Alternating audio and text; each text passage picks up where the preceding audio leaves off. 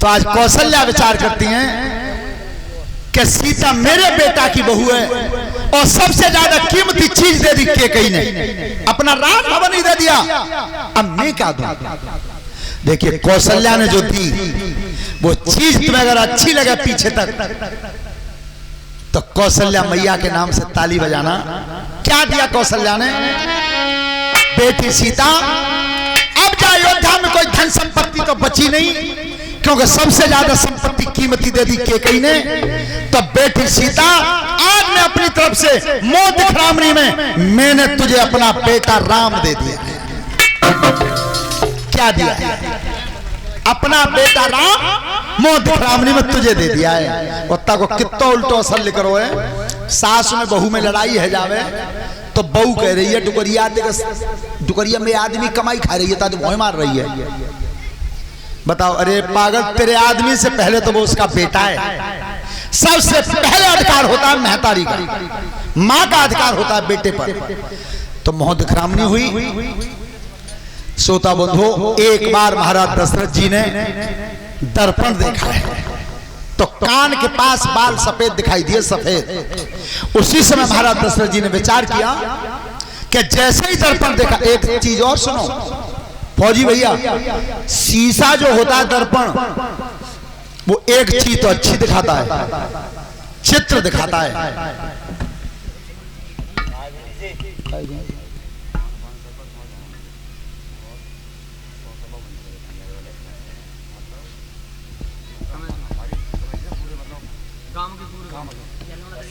कैसे कैसे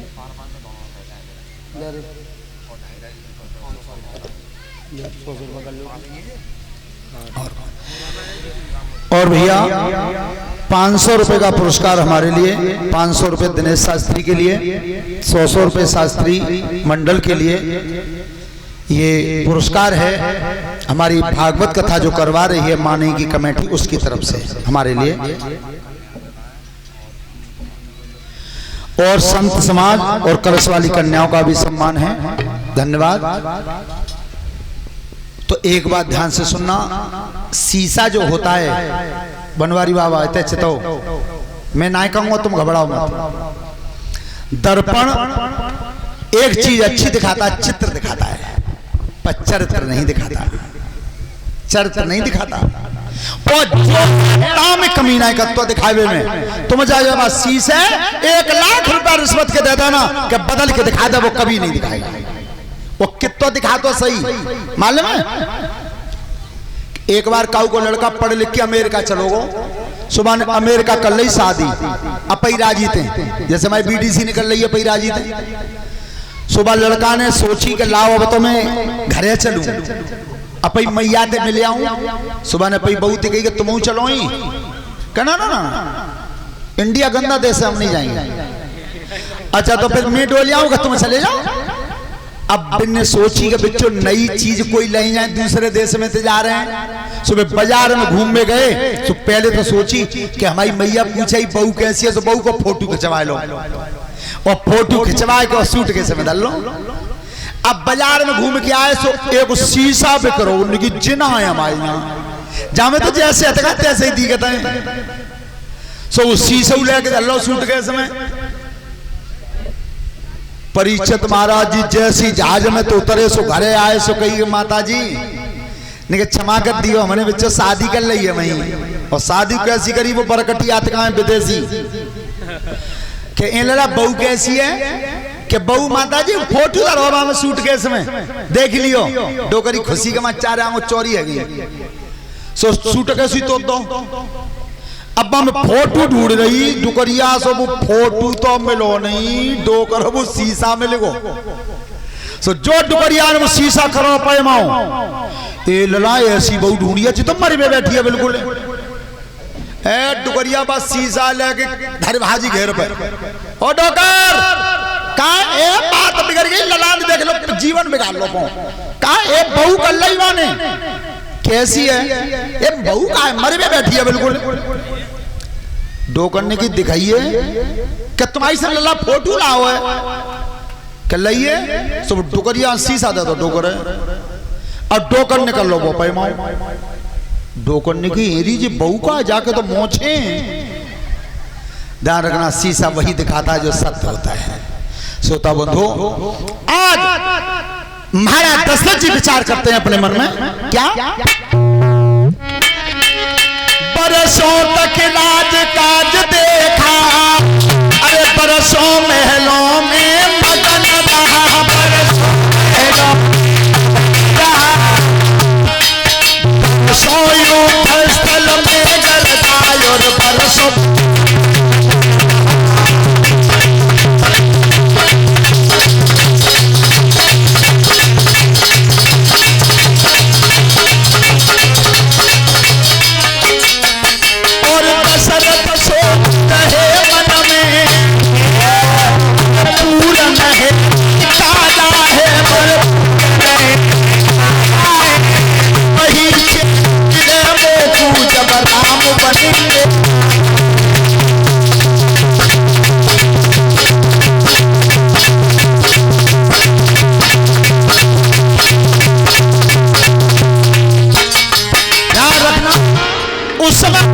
को बुलाया, क्या मैं राम का राज तिलक करना चाहता हूं, दिन छांट दीजिए।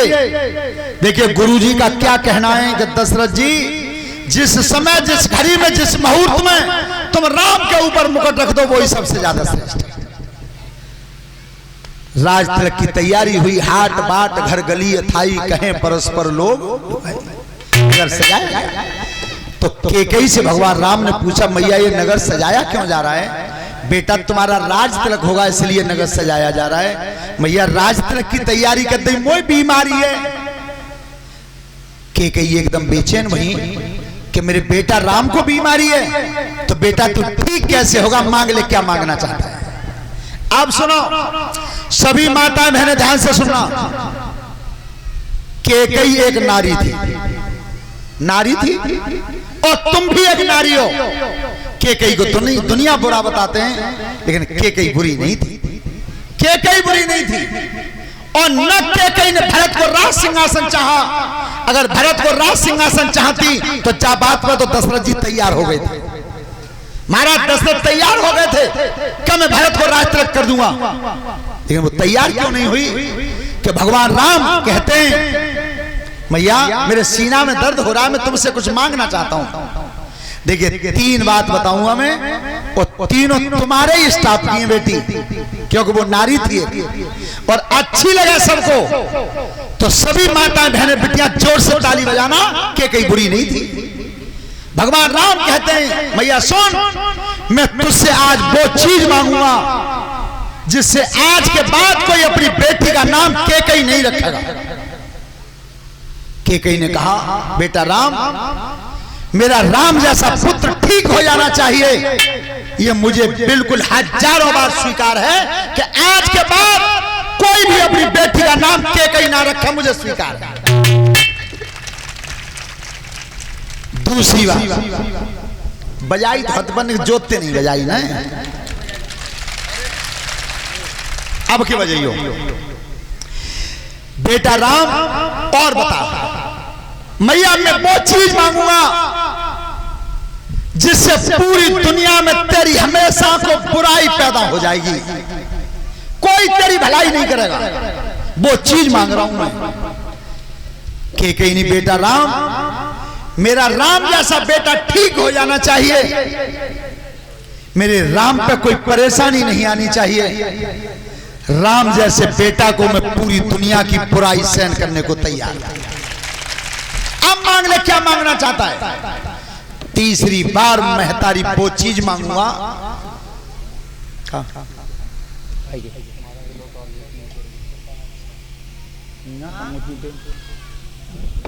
टूटे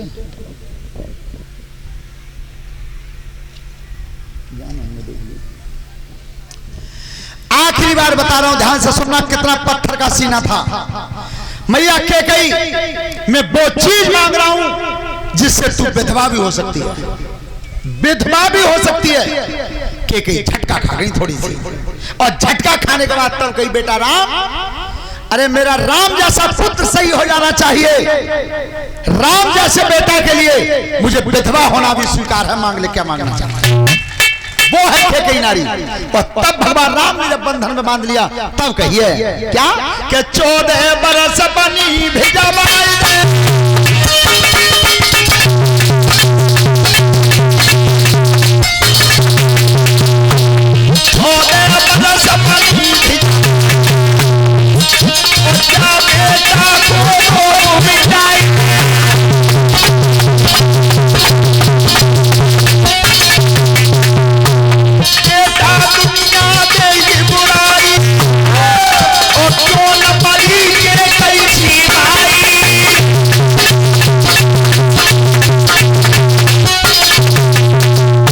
रखना। उसी समय केकई राम को वचन दे गई थी, इस खातिर कोप भवन में चली गई। कोप भवन में चली गई। महाराज दशरथ जी को जब पता चला है तो कोप भवन में जब महाराज आए हैं, श्रोता बंधु हालत क्या थी। आज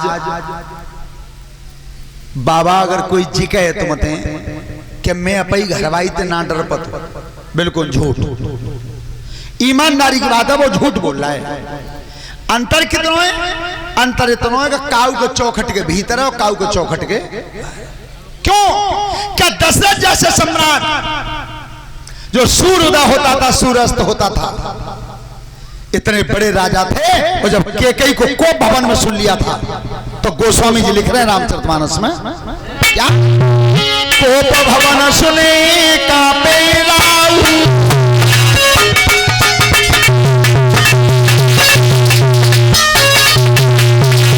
कोप भवन सुने कांपे राऊ, और बस आगे पले न पाओ।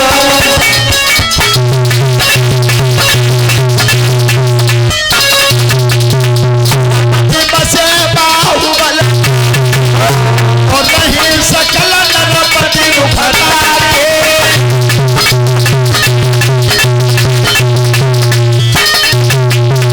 ध्यान रखना, राजा दशरथ इतने बड़े सम्राट थे। कोप भवन सुन कांपे राऊ, भय बस आगे परे न पाऊं। संसार के सब राजा दशरथ की चौखट पे हाजिरी बजाते थे। और सो तीर रिस लख गए सुखाई। एक घरवारी की रिस देख के ठाड़े सूख गए।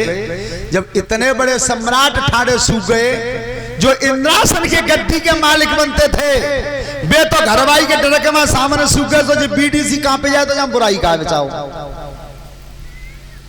सोता बंधु, हाँ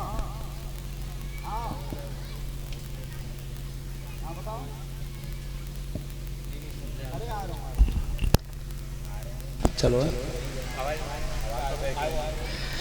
ध्यान रखना, भगवान श्री राम वन को जब तैयार हो रहे थे, शेष अवतार लक्ष्मण जी, जनक दुलारी सीता, तो सीता से भगवान राम ने मने किया कि तुम वन को मन चलो। लेकिन सुनो सभी माताएं बहनें, ये रामायण शिक्षा देती है कि तुम्हारा धर्म बनता क्या है। सीता जी ने कहा क्या, जियब नदी बिनु बारी,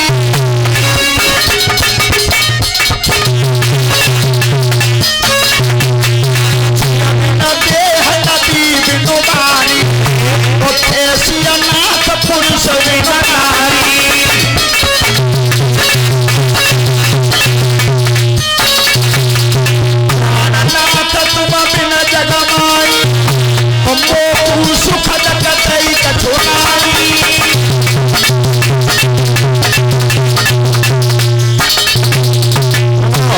क्या बता रही है रामायण, प्राणनाथ तुम बिन जग माही और मोकू सुखद कतई कछो।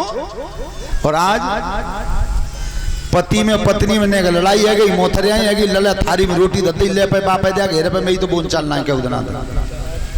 और फिर वहां मैं 9 दुर्गा उपास ही रह रही हूँ, उपास करके दे बताओ। देखो सुनो, एक बहुत अच्छी बात बता रहा हूं। आपने सुना होगा कि मेरे शेष अवतार लक्ष्मण जी को लक्ष्मण जति बोलते हैं। लक्ष्मण यति बोलते क्यों हैं? कि जिसमें आज तैयार हुआ था रथ, और जैसे ही लक्ष्मण जी ने आकर के अपनी महतारी के पैर छुए, एक बहुत अच्छी बात नौजवान बच्चे ध्यान से सुने, घर से कहीं बाहर जाना हो, नौकरी पे जाना हो, पढ़ने जाना हो तो माँ के पैर छू के जाना। आज लक्ष्मण जी पैर छूने आए, तब कही मैया मुझे आशीर्वाद दो कि मैं 14 वर्ष भैया और भाभी की सेवा में लगा रहा हूं। धन्य सुमित्रा जैसी महतारी। तब कही बेटा लक्ष्मण 14 साल का समय है और सीता जैसी सुंदर भौजाई संग में, मेरे पुत्र लक्ष्मण अगर काऊ दिन सपने में हूं तेरी दृष्टि सीता की तरफ गलत चली गई तो तेरा परलोक बिगड़ जाएगा। कितना कठिन आदेश था। तो धन्य लक्ष्मण को, लक्ष्मण ने की मैया क्या कही तुमने सपने में हूं? तो मेरे भगवान प्रभु श्री राम, बेटा बात करना बंद कर दो थोड़ी देर, सही बताना, लाइट चाहे मरकरी की हो, चाहे चंद्रमा की हो और चाहे सूर्य की हो, आप खड़े हो जाएंगे तो छाया किसी की भी पड़ेगी लेकिन परछाई हमेशा काली होगी। परछाई हमेशा काली होगी। पूरे विश्व में एक ही परछाई है जो उजले रंग की है। उन्हें तुम ठाड़े देख लो, परछाई काली पड़ेगी ना, वो परछाई है भगवान राम के पीछे लक्ष्मण के रूप में, लक्ष्मण जी के रूप में। तो लक्ष्मण जी ने की मैया क्या कही तुमने सपने में? गलत नजर होगी तो परलोक बिगड़ जाएगा। तो शेष अवतार लक्ष्मण के नाम की ताली बजाना। लक्ष्मण ने कहा क्या मैया मैं तुमसे पूछना चाहता हूं कि सपना होता कब है? सपना तब होता है तब नींद आती है। मैं तेरे चरणों की सौगंध खा के जा रहा हूं, 14 साल तक सोऊंगा ही नहीं, सपना हो। ये है लक्ष्मण। श्रोता बंधु, भगवान राम लक्ष्मण सीता जब तैयार हुए थे वन के लिए, सब नगरवासी पुरवासी भी अपने पे झोला डंडा लेके लोई धर के तैयार भये। श्रोता बंधु, आज वनवास का प्रसंग जिस समय याद आता है तो उन मुंशी जी की याद आ जाती है जो माने में तुम्हारे रामलीला में बनते थे। क्या नाम है उनको? सूर्यपाल। कचमत जिस समय राम वनवास होता था तो रामलीला चल रही थी, तो मुंशी जी संग चले हुए तैयार भय, जो लठिया में झोला फंसा लो। जैसी वो तमसा नदी पे भगवान राम रुके और सब प्रजा लेटी है, सो मुंशी जी ने वह झोला में तो वो पिछौरा निकाल रहे, तो जाओ लंबे पाए करे तो पिछौरा कायू करो, वो फटोफटा साया ले करो। तो पाए लंबे करते, तो मुंशी जी ने कही वो जो नाचत का उतारते हैं तोते मैंने 50 बेर कही क्या जा खुटी पे मेक पड़ा टंगो करे तापत तू अपने करे। आज तक वो बात जो की तो याद है, लेकिन वो नहीं रहे दुनिया में। यहाँ श्रोता बंधु, आज भगवान राम जब वनवास को गए थे, चिंता क्यों नहीं थी नगरवासियों को? आज तुम देखो बेटी, ध्यान से सुनना, वो जगह कौन सी है जहां बच्चे को उंगली पकड़ाते हैं, और एक जगह ऐसी है तहां बच्चे का पौंचा पकड़ना पड़ता है। उंगली अगर पकड़ानी है तो आंगन में पकड़ाओ, बा चलवो सिखाओ, और बड़े का मेला में निवास में चले जाओ तो बा को पहुंचो खुद पकड़ लियो। क्यों कि बा जगह तुम्हें उंगली पकड़ा दी तो कहो दुकान पर लाल फूकना दिख गए तो तय उंगलियां छोड़ दियो, बालू चंद दियो। ऐसी सब प्रजा विचार करती है कि हमें चिंता ही का है, जे जा रहे हैं यहाँ रंगे ता राखेंगे और खाएंगे ता खवाएंगे। अरे जिसका मालिक मजबूत हो वह चिंता क्या है। तमसा नदी पर पड़ाव लगा दिया था। यहाँ से भगवान राम सब नगरवासियों को सोता हुआ छोड़ करके आगे श्रृंगबेरपुर की तरफ चले जाते हैं, जहाँ गुहेराज से भेंट होती है। गुहेराज से, लेकिन गुहेराज को देखो नेक भगवान को सामने ही भव है। ताई में कह दिए महाराज में नगर को चलो, झोंपड़ी को नगर बता रहो कितनी देर में, नेक भगवान तो सामने है गो ताई। लेकिन सुनो, भगवान राम कहते हैं कि मैं 14 वर्ष तक किसी नगर में पैर नहीं दूंगा। सोता बंधु, भगवान राम कहते हैं कि मैं गंगा जी पार जाऊंगा उस समय गंगा पार करने के लिए किसी नाव की व्यवस्था करवा देना। वो गोहराज कहता महाराज सब बिरादरी नाव ही चलाते हैं। देखिए राम कथा का वर्णन चल रहा है और थोड़ी देर यहाँ से हमारे शिष्य दिनेश शास्त्री बताएंगे और एक ताली बजाते हुए कीर्तन बोलेंगे, क्योंकि आ रहा है आधा घंटा हमें मुंह के नहीं पड़े। तो सुनो ताली।